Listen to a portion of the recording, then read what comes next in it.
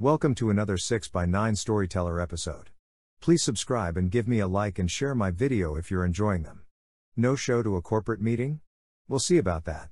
The cast, note that none of these names are real, they're all pseudonyms to meet guidelines. Brooke, my sister Angie, accounting girl Mark, milquetoast boss Victor, vice president of operations. This story is about my sister's first job after graduating from college with a bachelor's degree in business management back in the middle 70s. She was hired by that recording tape company whose advertising tagline was "Is it real, or is it?" Anyway, her job was the travel coordinator for both the sales and tech support teams out in the field to come to the corporate offices periodically for various types of meetings or training, depending on the field employee's specialty. Brooke's responsibilities included booking airline flights, hotels, rental cars, approving per diems, and other travel-related upfront arrangements. It didn't take her long to figure out that there were a lot of no-shows, particularly from the sales staff, who always seemed to have some valid excuse not to make it to the meeting, and often with last-minute cancellations. I've just booked this golf game with my most important client this week, so can you reschedule me? Type of reasons. Seeing how these cancellations were costing the company big bucks, Brooke hatched a plan that created class rosters for each class, and would, just like a teacher, make notes as to who showed up and who didn't. After the class was over, she would calculate how much those who didn't show up had cost the company in terms of cancellation fees, missed flights, etc., and present them to Mark. His reaction, typical of a middle manager protecting his little fiefdom, would take her report, tell her I'll look into it, throw it into his inbox and then promptly forget about it.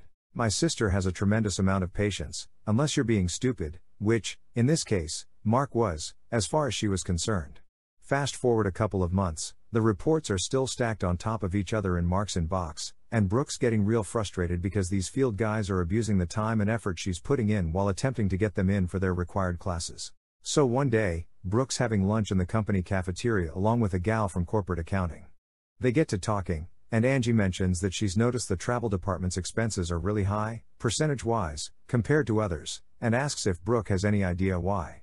Well, that was all it took. My sister unloaded her frustration with all the cancellations with no repercussions, thus sending the travel department's budget off the charts, not to mention the fact she wasn't getting any support from Mark towards reducing the numbers. Brooke tells Angie she's got an idea to put an end to the waste, but she wants to get approval from somebody higher up the food chain in order to implement her idea, because she doubts Mark's ability to comprehend, let alone implement. Angie tells Brooke that she thinks she knows exactly who Brooke needs to talk to, and within a couple of days Brooke and Angie are sitting in a plush corner office talking to the vice president of operations, Victor, explaining the situation.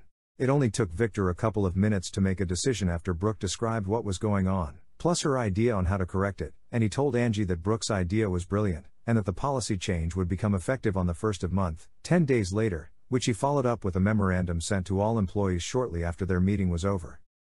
Paydays were the 5th and the 20th. Those in the field who had expense accounts had to complete and turn them into accounting by the 5th to be processed and paid along with regular wages, bonuses and commissions on the 20th.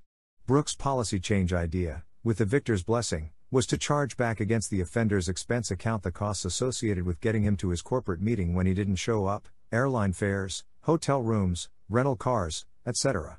Sis told me that the first month the policy went into effect, the howls of protest could be heard all over Silicon Valley, as several ended up with minuscule paychecks after the chargebacks. But the policy had exactly the results Brooke wanted. Within 3 months, everyone showed up to their meetings on time as scheduled and virtually without any more no-shows.